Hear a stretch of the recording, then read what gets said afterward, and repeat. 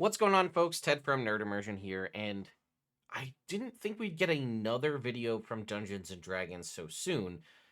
We have a book on the launch of the or a video rather, on the launch of the survey for the playtest. Now, I understand having the video talking about like, hey, here's some feedback we received for the Druid and the Paladin. That makes sense. We hadn't heard about that. And we know they're going to launch a survey. It launched, I think, yesterday. I just didn't get a chance to make a video on it. I absolutely passed out in this chair last night and did not make the video. But it's a 32-minute video.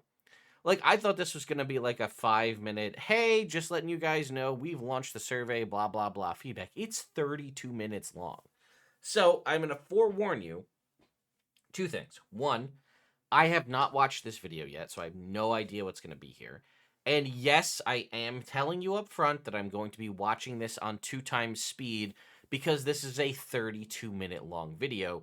If we watch this at regular speed, it will be minimum 32 minutes because of just the length of the video, not including my little intro bit here and any commentary I have throughout.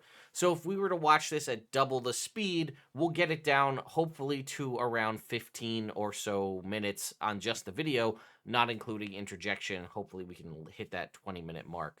So I'm going to go ahead and play it, and we'll see what this is about.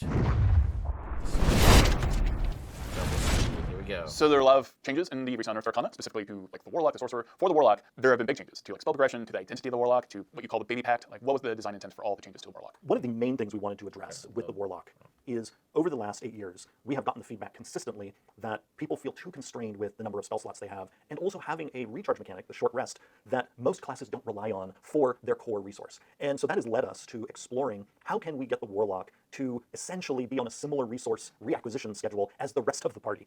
Because being out of sync with the rest of the party has caused in many group situations where the Warlock isn't sure if they're ever going to get a short rest, and then that can lead to spell slot hoarding, which then can lead to the Warlock not actually casting their spells, which is essentially the same as not even having spells. And do you guys feel this is true? I can speak to this kind of on both ways, because I know this was why we had speculated for a while that they were going to possibly just phase out the short rest entirely. It doesn't. This gives me more thoughts that they might, but we do still see the short rest appearing as a mechanic. But I mean, when you look at the adventuring day, you're supposed to take so many short rests a day because they designed you to get into so many encounters in a day. But I do feel this to be the case. Now, I've played in parties where you have everybody gets something back on a short rest, right? Like a party with a monk, a monk, a fighter, and then like a warlock. Everybody you get key points back on a short rest. You get spell slots back on a short rest. You get action surge and all that other stuff back on a short rest. Maybe even a bard to get a bardic inspiration back on a short rest. Played in a party with like a grouping of that. So short rests are impactful. People want to take those short rests. And in parties like that, yeah, that's a thing that happens. People want to take the short rest because they're going to get things back.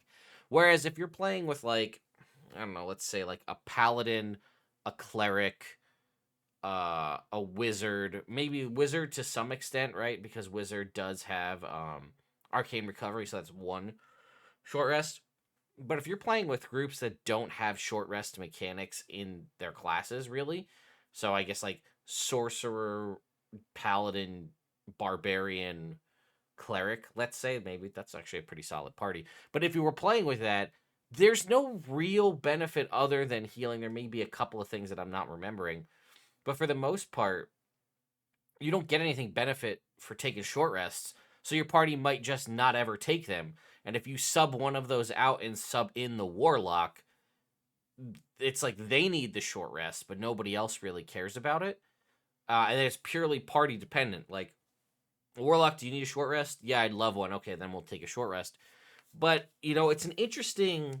We hear about this all the time as gamers, right? We hoard resources, right? You get like potions, or you'll get like items, consumables in a video game, or what have you, spell scrolls, and you just sit on them for fear of one time having to use them.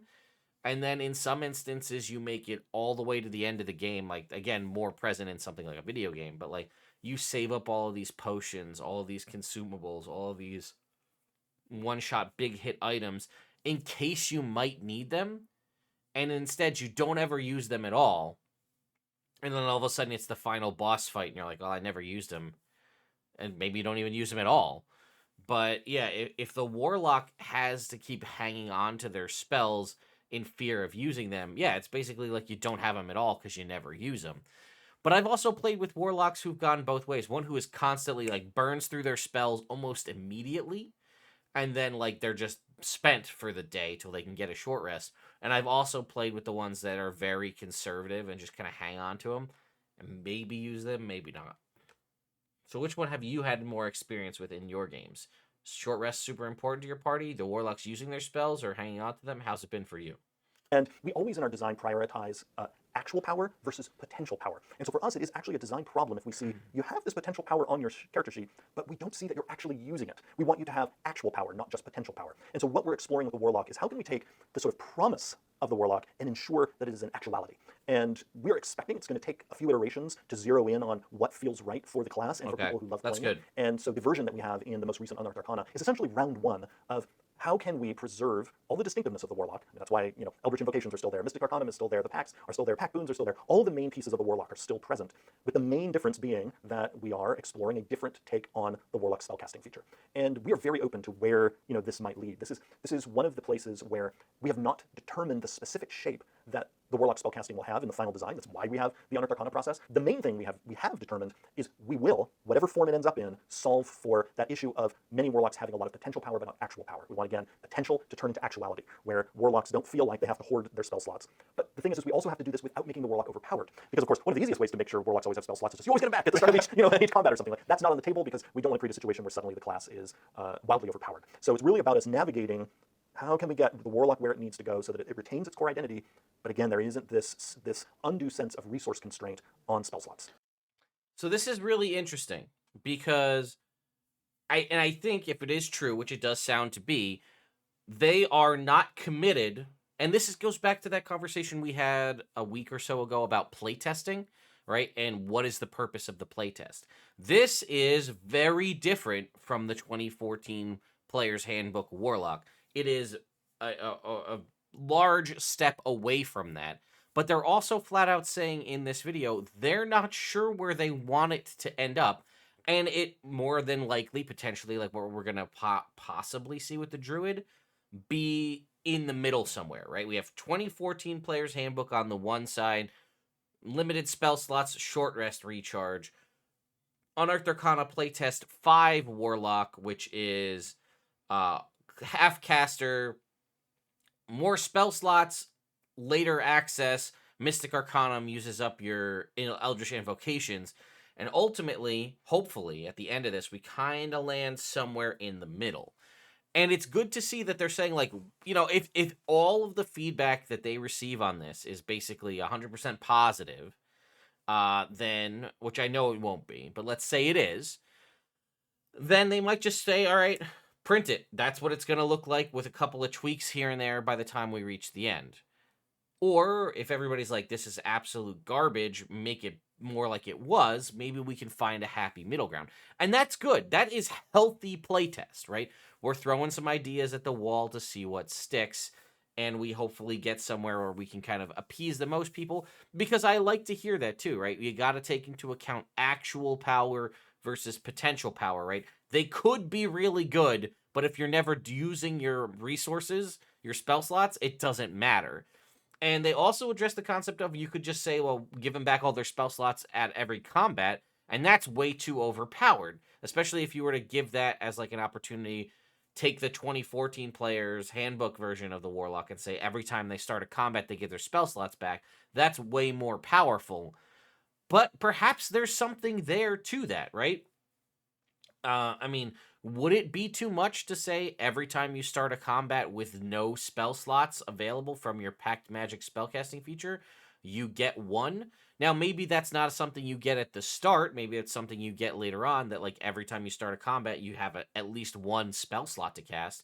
And again, having the 2014 Player's Handbook version of the Warlock that has the upcast version where the spells are cast at the highest level, that could be pretty cool. And I don't know if it borderlines overpowered, because really how many combats are you getting into in a day? That's dependent on that as well. But potentially, if you could shred through all of them, but then you get them back on a short rest, but then get freebies when you roll into combat, I don't know. But there's something I think to be explored there a little further. And perhaps we'll do a video in the future where we dive into the older versions of the Warlock from older editions of Dungeons and Dragons and see if we can't kind of come up with a design before we fill out the survey. But without that resource constraint, this has obviously affected the spell progression. Like things are not so immediate for the Warlock. Right. So how you balance that out? Like, why can't we have all of it? So the Warlock, because it has such a wonderful array of distinctive parts, is a really fun balancing act from a design standpoint. So we looked initially at the playtest version of the Warlock having a full spell progression like a Sorcerer or a Wizard. That would have kept the Warlock on the same slot advancement schedule that they're on in the 2014 books. But the problem there, and the reason why we didn't lead with that in the playtesting, is that would then necessitate us pulling way back on the number of Eldritch invocations the Warlock gets and other toys. Because one of the reasons why the Warlock gets all these other toys is precisely because they have far fewer spell slots to play with than Sorcerers and Wizards do. So there is give and take. We could give them the exact same progression as a Sorcerer or a Wizard with the same number of slots, but again, that would then require us giving you very few Eldritch invocations. Now, another direction we have considered is have the progression be similar in terms of when the slots, you get higher level slots, be like what it was in 2014, but not give you as many slots as the Sorcerer and the Wizard. So you could almost imagine the kind of progression in terms of number of slots that Paladins and Rangers have, and that's in the current playtest Warlock, but actually those slots bumping up at a different rate. So we are still open to the Warlock having a spellcasting feature that is unlike anybody else's, but we wanted to see in this initial playtest, how do people feel about us adopting the game's already well-established hybrid spellcaster progression? Because the Warlock, it turns out behind the curtain, is a hybrid spellcaster just like the Ranger and the Paladin. Right. And Pack Magic, the way we designed it, was sort of a way to make the Warlock feel different, but in terms of sort of core structure, the Warlock sort of under the hood is very similar to them. But again, with this key difference of that small pool of spell slots advancing in level faster than the Paladin and the Ranger's spell slots advance. How do you feel about that? Do you guys like the concept of them basically just being another caster? Right? That would be essentially you having level 1 to 9 spellcasting progression similar to a Sorcerer or a Warlock. I just worry that you're gonna, like they said, they'd have to tone back the Eldritch invocations. And then I feel like you might run into an issue that the Sorcerer had originally, which is lack of identity, right? Because if you were to make them exactly the same, Sorcerer, Warlock, Wizard, all the same casting progression, levels 1 to 9, you get them every other level, you end up with 9th level spells, and you have the same slot progression too, kind of deviating heavily from the Pact Magic feature. The only thing that might make you unique is this sort of Pact boon at level 1. Subclasses, you have to throw out the concept of subclasses, right? Because every class has subclasses, and they can add a variety of, add variety and uniqueness to them. What base class identity would the Warlock have if it had just traditional spellcasting progression? You'd have the Baby Pact at level 1, and the concept of having access to Eldritch Blast. Is that unique, right? Does that come up on an equal footing as, like, Sorcerer with metamagic and versatility of damage, and Warlock with spell books and modifying of spells? I guess you could give them invocations. They would just be significantly less of them to reduce the power creep. But it's also interesting to see this concept of, like, because again, ultimately you could consider at the end of it, with a current Warlock spell progression in the playtest, they fall in line with the Paladin and the Ranger, right? Progression wise, in that they have they only ever get up to 5th level slots for their base casting, but Warlocks get access to those spells at the level that traditional casters get them, rather than getting like your 5th level spell slot at 17 like a Paladin and a Ranger would. They would get access to 5th level spell slots at level 9, which is a significant change in level acquired, and all of your spell slots would be cast at maximum, again, with the Player's Handbook 2014 version. So you couldn't, I mean, I don't know what you do. And I like this concept of, like, they progress spell slots up to level 9, but they're in, like, I don't know what the hybrid way how that would look. Because ultimately, if you're gonna have to limit the slots so they can cast higher, I don't know. I'm very curious to see where we end up in the next Warlock Unearthed Arcana. short form is we are open to going in many directions with the Warlock, with specifically the spellcasting feature, as long as we address that undue resource constraint on the spell slots, and as long as whatever we do doesn't blow up the rest of the class. Because, again, that's the main reason we didn't just give the Warlock the same spellcasting progression as the Sorcerer and the Wizard, because that would have done tremendous damage to how Warlocks interact with Eldritch Invocations, for example. Because, again, the number of Eldritch Invocations is as high as it is precisely because the Warlock does not get the progression of a Wizard or a Sorcerer. But bringing us to specifically how the Sorcerer is presented in the most recent UA, what were some of the design changes that you went about and why, especially when it comes to like metamagic and like the cost and what they do? Why were those changes there? So we examined each metamagic option and not only wanted to make sure that it was delivering the right amount of power for the number of sorcery points it cost, and we wanted to incorporate in feedback we've seen from the community over the last 8 years. And some of that feedback came in 2021 when we did the big Player's Handbook survey, and we got a lot of feedback on every class feature in the game, and that included every metamagic option. We dug deep into that feedback and saw like which options people felt were subpar, which ones people thought were overpowered. We looked at our own playtesting of the class over the last 8 years, and that's why you'll see a number of the options got juicier. That's why there are point cost changes, and that's also why, as we note in the design note, that's why Twin Spell changed, because all of our internal metrics as well as playtest feedback we saw showed that it was too powerful, and we changed it so that it could still be in the game, but play nice with the rest of the system. Twin Spell is a hard thing for a sorcerer not to be using, yeah, for sure. It's definitely an indication that's rather powerful. Were there any other examples of like the point changes or things that were adjusted that stand out to you? Again, all throughout we were looking for ways to make sure things were balanced and also more fun to use. So like we made careful spells so that it was more generous, because some of the feedback we got was that it, while useful, still felt a little hard to use because the people you were trying to protect could still be hurt. And so we took that feedback seriously, and we thought, we absolutely, for this sorcery point cost, can make careful spell even more careful. And much really just an example of us not only going through the playtest feedback painstakingly, but also it's an outgrowth of our constant playing and DMing of the game and seeing places where, we could give more here. And then again, Twin Spell is the rare case where we needed to really dial down the volume, because if we were to have kept Twin Spell in its old form, and this is in the design note in the Unearthed Arcana, the sorcery point cost, if it actually reflected the power of that option, would have to be extremely high, because we're essentially getting the effect of Quicken Spell and also the effect of trading in sorcery points for a spell slot and getting all of that for a discount. And so we needed to get that so that it was not going to be a disruptive option. One of the things I love about where we landed in the current playtest version of Twin Spell is the new version made it so that we could remove any of the targeting constraints that were on the previous version. And so if people have ever, you've been in those situations where the table is wondering, can this spell be twinned? Can that spell be twinned? You never have to, with this current playtest version, you never have to ask or answer that question, because it works on any spell that has a casting time of 1 action that the sorcerer can cast. Yeah, I know Jeremy's Twitter blew up with so many people like, well, what about, because the old Twin Spell had that rule of if it could target more than one creature, it couldn't be Twin Spelled, i.e. something like Scorching Ray, Magic Missile, things that target a singular, that like, in theory, I could fire all of my Scorching Rays at one target. And then look, I'm not targeting other creatures, but if you target multiple, if it has the capability of targeting multiple creatures, then it's ineligible rather for Twin Spell.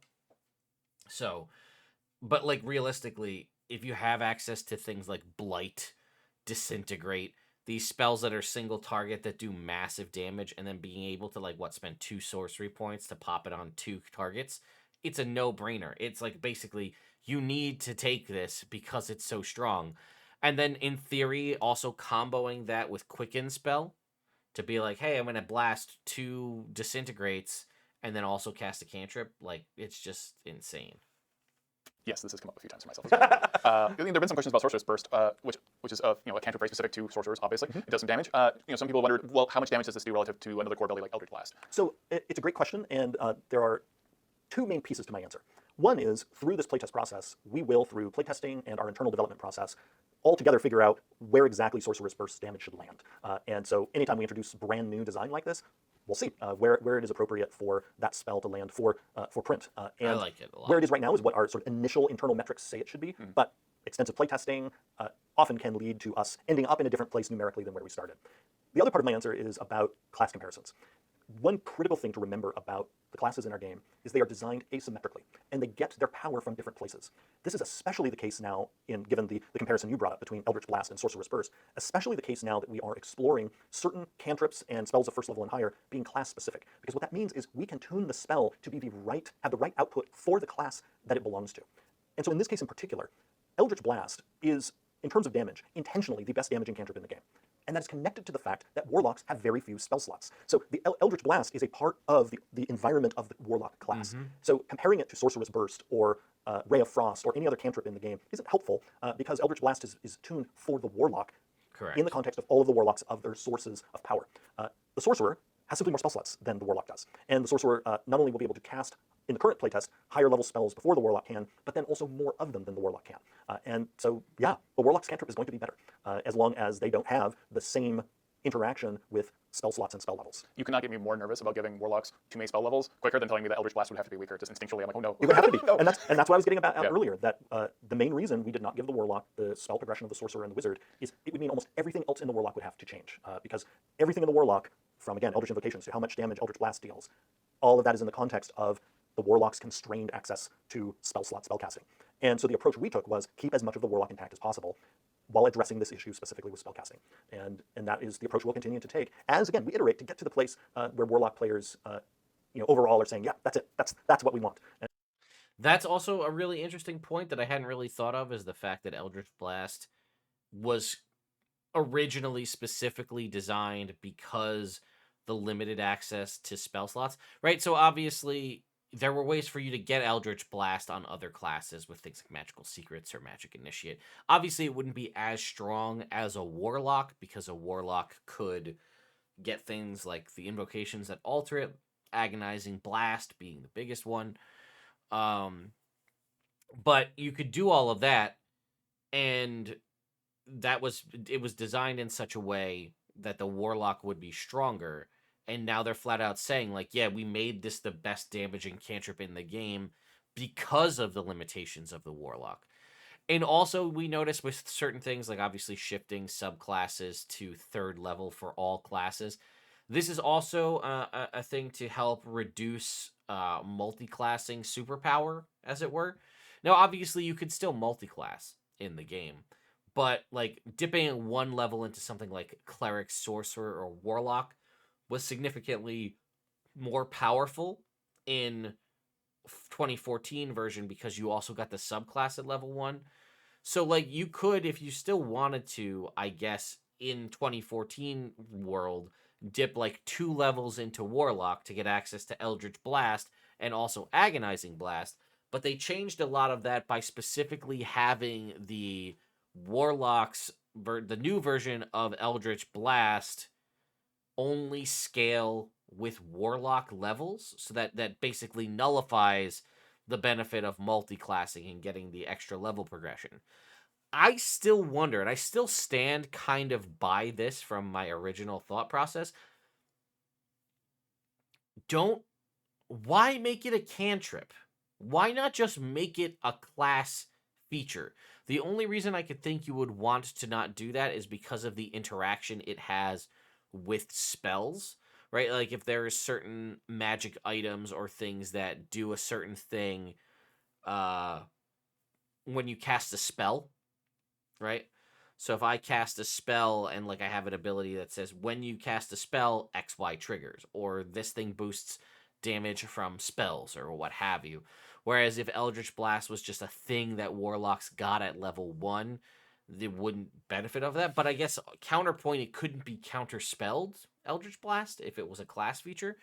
And the reason I bring this up is like in 3rd edition, when Warlock, I think that was its original debut, Eldritch Blast was a class feature that just leveled up in damage. Like there was a column for the damage that your Eldritch Blast would do, and it would level up. You could still keep it at cantrip scaling levels, right? It would be kind of like how the Barbarian table, or for example, like the Monk Unarmed Strike damage, or the Barbarian Rage number, right? Where it's like 2 rages, then the damage is like 2 rage damage all the way up, and then it jumps to 3. And you could do the same thing with the Warlock, where it just has like Eldritch Blast damage, or Eldritch Blast number of Eldritch Blasts, and it's 1 1 1 1 till you hit 5, and then it's 2 2 2 2 all the way down. That could work.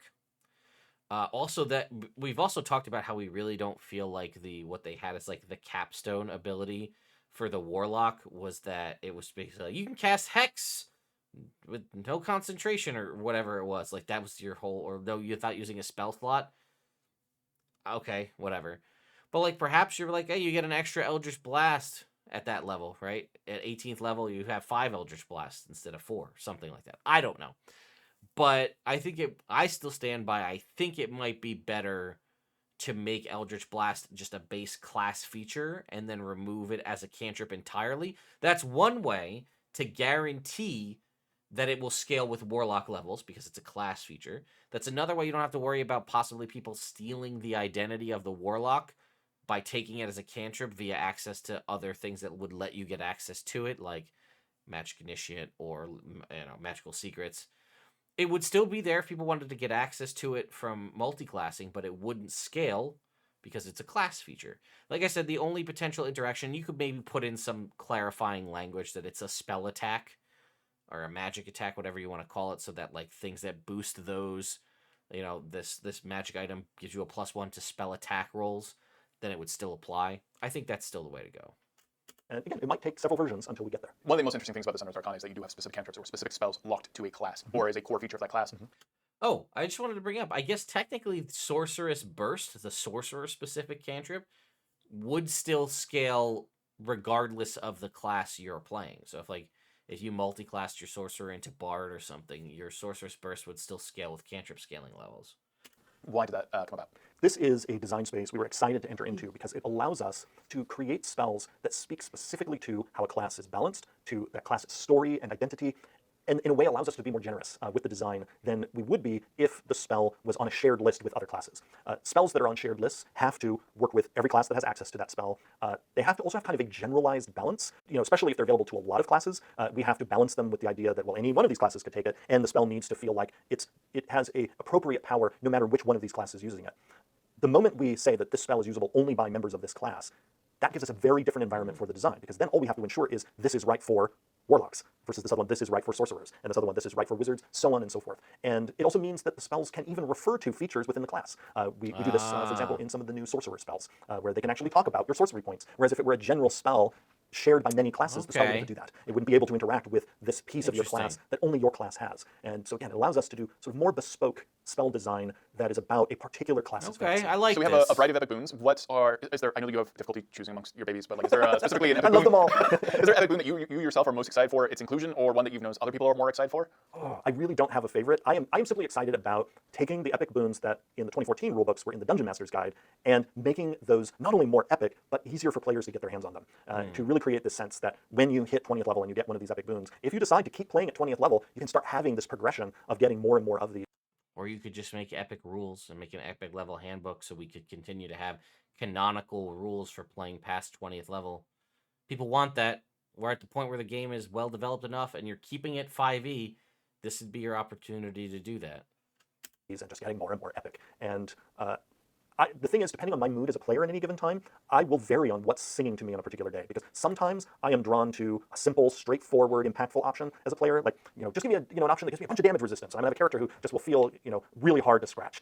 But then another day I might be in the mood for really interesting tactical options, and I might be drawn in that case to something that lets me teleport a bunch because of the tactical shenanigans that are sometimes possible with a lot of teleporting. A lot of D&D players are interested in higher level play. Why did you choose epic boons as a way to explore that space? So epic boons were already with us in the 2014 rules, but what we saw is that many groups either didn't know they were in the Dungeon Master's Guide, or because they were behind essentially the DM permission screen, it felt like an option over there. When really our original intent with the epic boons was that if people decided to play at 20th level for a while, they were going to get to start digging into that fun pool of options. And so we saw over the last 8 years that intention was not being played out. And we really wanted people to feel like if you want to keep playing at 20, you can. And so we have often found that the best way for people to realize there's this whole other pathway you can go down is for us to preview for you as a player a bit of that pathway. And so we see 20th level now with you getting to select one of these feats as that's a preview.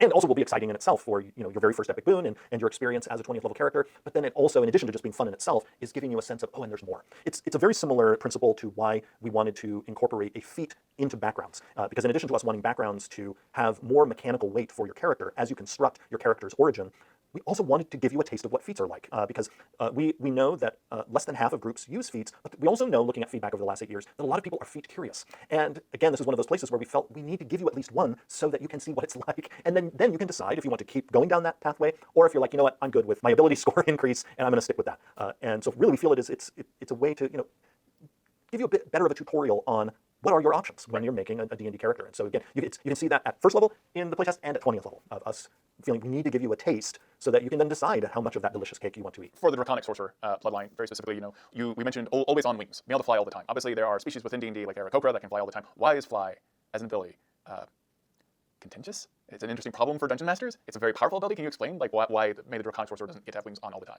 So there are two main reasons why in the current playtest the wings are not permanent, and one of those is connected to the fact that the feature that gives the wings is lower level than it was in the 2014 books. And so anytime that in a playtest we've lowered the levels of things, that has necessitated in some cases making them less powerful. It is likely the next time we release a version of Draconic Sorcery that feature will be back up at the higher level that it was at before, which then allows us to be a bit more generous. So part of what's just going on is it became a lower level feature, and therefore the power of the feature changed. The other piece is we are experimenting with connecting it to Sorcery Incarnate and seeing how people like that and determining if that's fertile ground for us to farm within the Sorcerer and potentially other classes when it comes to combining features with spells that you're getting through other features. So I'm expecting we're going to see one or two other versions in the playtest process of that very feature. In specific to feats, I think there is some people miss having some of those feats that gave you like a -5 to hit, and then you had that 10 plus damage. Why were those not included in this UA? So we included those in previous Unearthed Arcana, and those feats, the satisfaction scores were solid, but we have definitely been paying attention to conversation online about those feats and their role in the game. So really the short answer is those feats weren't the focus of the most recent Unearthed Arcana. It's also really important to separate in one's mind those feats from our classes, because I've seen some conversation that certain classes rely on those feats for their viability. And the thing to remember whenever having those conversations is a majority, it's not a huge majority, but it is, it's technically a majority of groups that don't use feats, other than the feat the previous ability score improvement, which has now become a feat. So, a couple of things to talk on. I like the concept of seeing that we might possibly see spells that the class-specific spells tying into specific class features. There's a potential to do a lot of really interesting things with that. I don't know if it'll be too clunky. I don't think it is with what we've seen from the Sorcerer. Also interesting we're flat out hearing that, they're going to experiment around with Draconic Sorcerer. At a certain point, once characters have access to the ability to fly at like level 5 with like magic that lets you fly, like the fly spell, I feel like past level 5, always on wings is not like super broken. Maybe that's just me. Maybe we'll make a separate video on that.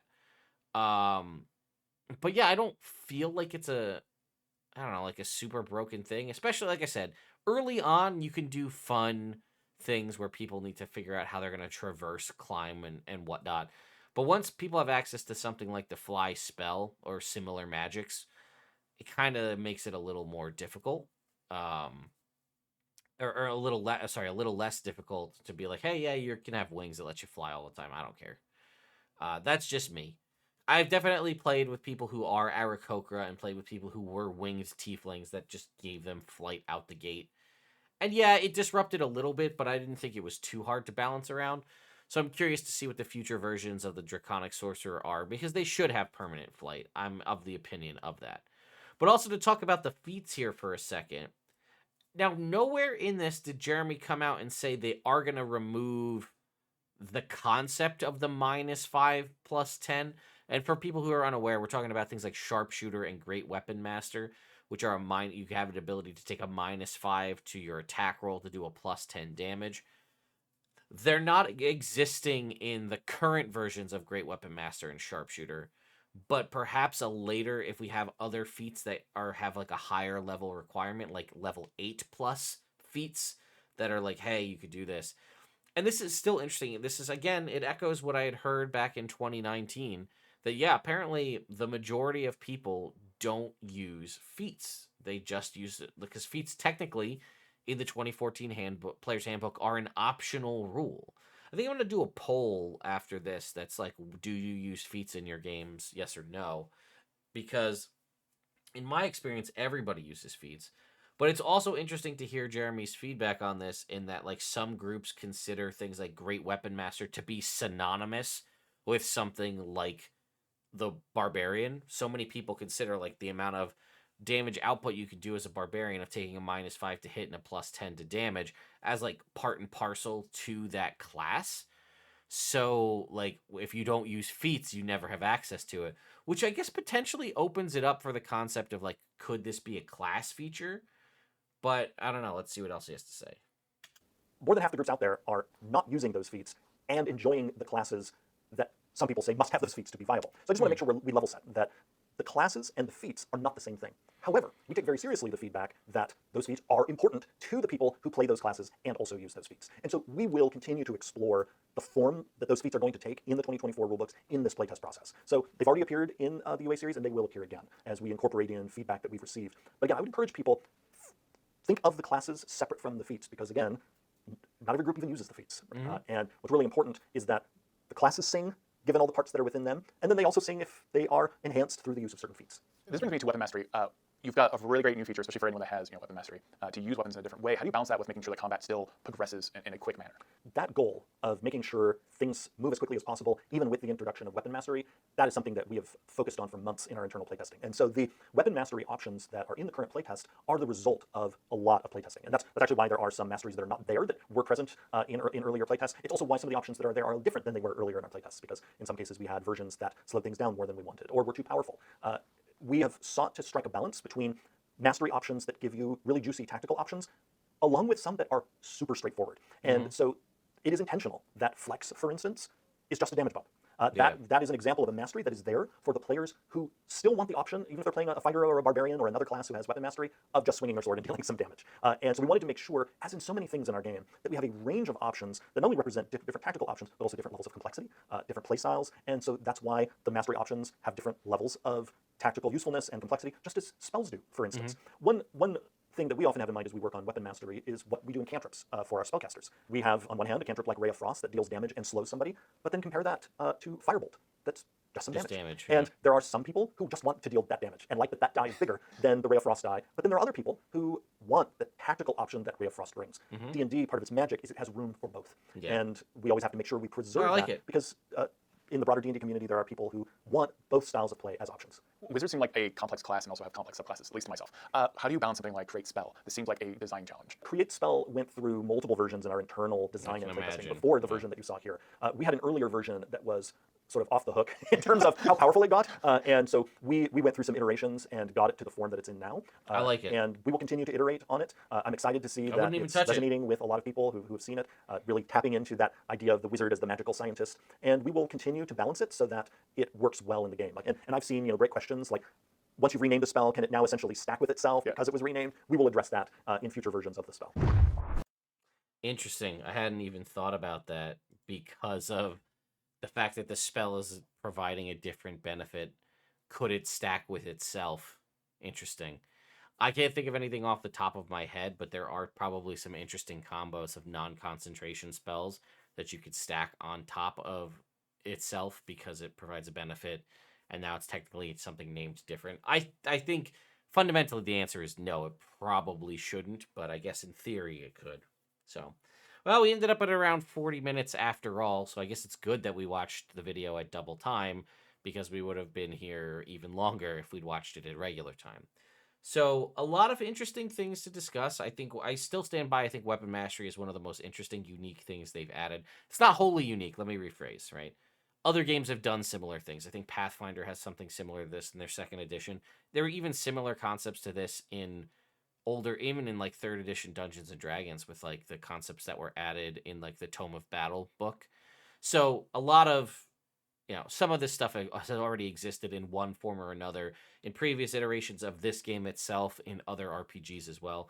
It's a cool change to see. I am curious to see if the Battlemaster fighter survives into the future playtest. Yes, I realize I made a comment about that. So many people were like, wow, it's the best fighter subclass out there.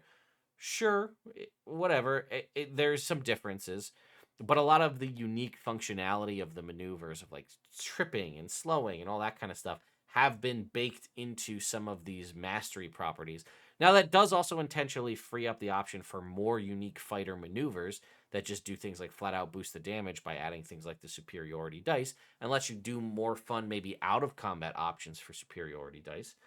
Or I guess you could just stack them on top of these weapon masteries. I don't know. I'm curious.